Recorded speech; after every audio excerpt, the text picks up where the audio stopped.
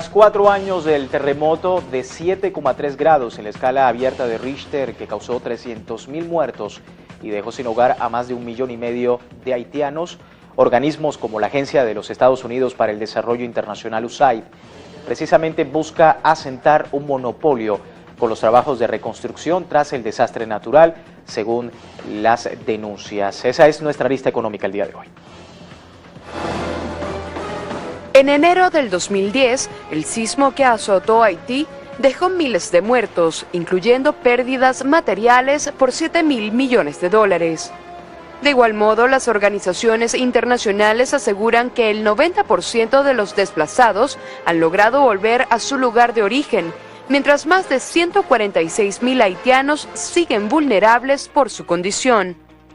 Ante este panorama, la colonización camuflada por parte de organizaciones no gubernamentales y empresas constructoras constituyen una seria incongruencia entre los fondos que prometieron y los recursos que realmente llegaron al pueblo de Haití.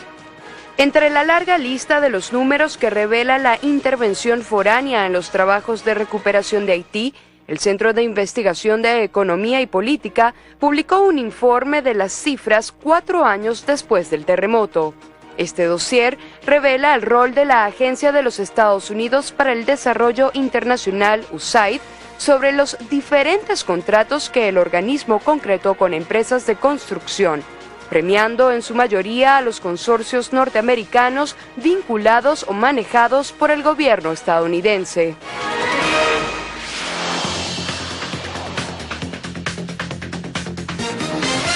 Vamos al enfoque económico y hemos invitado para ello a Andrés Aristizábal, profesional de Gobierno y de Relaciones Internacionales de la Universidad Externado, con énfasis en estudios internacionales, coordinador también de la coalición Colombia No Bases. Y bueno, precisamente para el tema el día de hoy, el papel de la USAID en Haití y los fondos en ese país. Bueno, bienvenido a Telesur y bueno, para iniciar, los fondos de la recaudación internacional para los trabajos de reconstrucción en Haití alcanzó una cantidad impresionante de dinero. Sin embargo, actualmente son pocos los haitianos que se han beneficiado de ese dinero. ¿Por qué? ¿Qué está sucediendo allí? Bienvenido. Básicamente, lo que sucedió en Haití es que se armó como una gran bolsa de dinero de aportes internacionales. Sin embargo, estos recursos no eran controlados por el gobierno de Haití. Se creó una comisión interina para la reconstrucción de Haití, que era la que iba a determinar cómo era la planificación de la reconstrucción y cómo se iban a llevar a cabo los proyectos. Esa organización, ese comité interino, lo estaba liderando, digamos, Bill Clinton, digamos, y todo un equipo de trabajo organizado y liderado por él. Digamos, estudios, digamos, investigaciones, dentro de ellos los del Centro de Investigación Económico y Político, señalan que prácticamente todos los proyectos pasaban por ahí. Eso indica que los intereses no iban a costear los intereses de los haitianos, que habían terminado, cerca de 1,5 millones de desplazados, muchísimos muertos, toda una catástrofe, no iban a tener el beneficio ni iban a ser los privilegiados frente al tema. Eso es lo que resultó con los recursos. Los recursos se destinaron para otros intereses que no cubrían las necesidades que necesitaban los haitianos. Particularmente con una cuestión, es que la mayoría de proyectos que tenían que hacerse era para la construcción de la vivienda.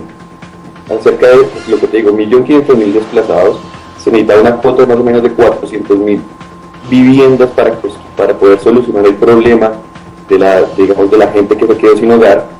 Entonces, toda esa zona que estaba acumulada en el sur no se pudo, digamos, construir todas esas viviendas con todos los proyectos. Y según los cálculos que hacen, digamos, el estudio del Centro de Investigación Económico Político, cerca solamente de 2.500 viviendas se construyeron. Eso es lo que sucedió, digamos, frente a la malversación de los recursos y la no direccionamiento preciso que necesitaba la comunidad de Haití.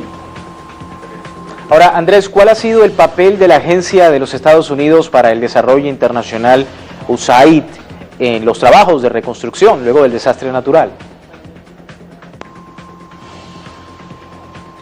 Bueno, el papel de la USAID, hay que recordar, digamos, que la USAID, a pesar de ser una agencia social del gobierno norteamericano, sigue velando y es organizada por el gobierno norteamericano, el gobierno estadounidense. Entonces, en ese caso, los proyectos y la destinación de los recursos que tenía la USAID para ejecutar en Haití, tenía que pasar primero por el filtro de la comisión interina. En ese sentido, cualquier proyecto que haya pasado la USAID para ejecutar, independientemente del presupuesto que haya donado a los Estados Unidos, tenía que pasar por la comisión interina.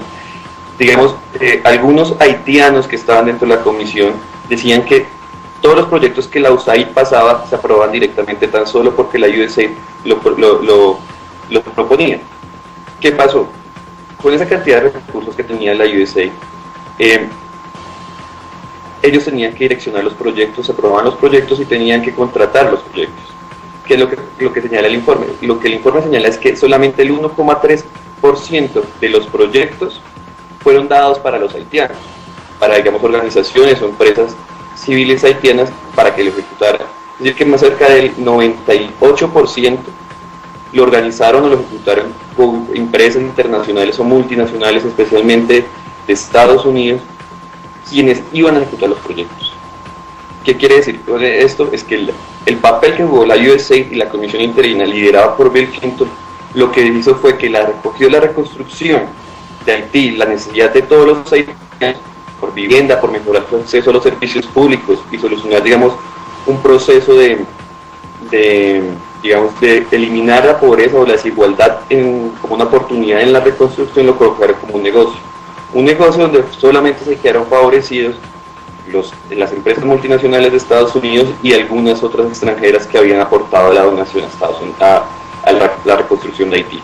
Ese es el papel que ha jugado la USAID, de direccionar los proyectos y de poder ser un beneficio económico como un negocio de reconstrucción de Haití frente a la situación. Ahora, Andrés, vamos a ver a otros datos en Haití porque con una inversión de $50 millones, el gobierno haitiano dejó abierta la primera etapa del Parque Industrial Caracol en Puerto Príncipe en diciembre del año 2012. Sin embargo, el Centro de Investigación de Economía y Política refiere datos que sobrepasan esta cifra en cuestión. Vamos a ver en detalle en el siguiente gráfico. El presupuesto para el Parque Industrial Caracol asciende a $300 millones. El Banco Interamericano de Desarrollo, BID, se comprometió a destinar $40,5 millones para la ampliación de Caracol. 366 hogares y tierras agrícolas se perdieron para dar paso a este complejo industrial. De un estimado de 65.000 puestos de trabajo proyectado, solo 1.000 haitianos han recibido empleo a partir de julio de 2013. Según el Consorcio de Derechos de los Trabajadores, 34% de los obreros de Caracol son mal pagados. El 67.1% de los contratados de la USAID para la reconstrucción han ido a empresas con sede en Washington. En contraste, solo 1.3% de los contratos de la USAID han permanecido en empresas haitianas.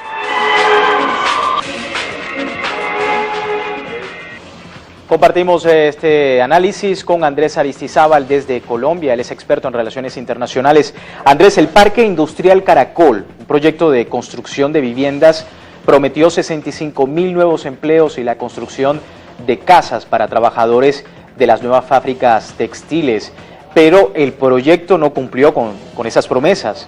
¿Quién está detrás del proyecto Caracol y por qué? ¿Cuál es su opinión? Muy grande, que se ha convertido, en el centro de referencia de la reconstrucción en Haití.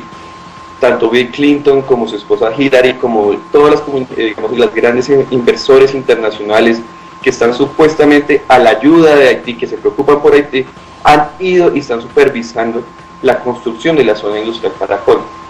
¿Qué es lo que está sucediendo? Esa zona industrial de Caracol va a ser, lo más probable es que sea concesionada en primera medida, especialmente a multinacionales, donde se va a crear como una especie de zona franca, o sea, una reducción de impuestos alta, o sea, el pago de impuestos va a ser mínimo.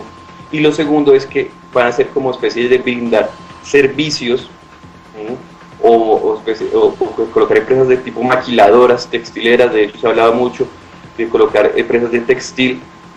¿Para qué? Para que tengan bajos impuestos y obra de mano de obra bastante económica, barata, y poco calificada, que es lo que necesitan, para hacer mejorar sus ingresos.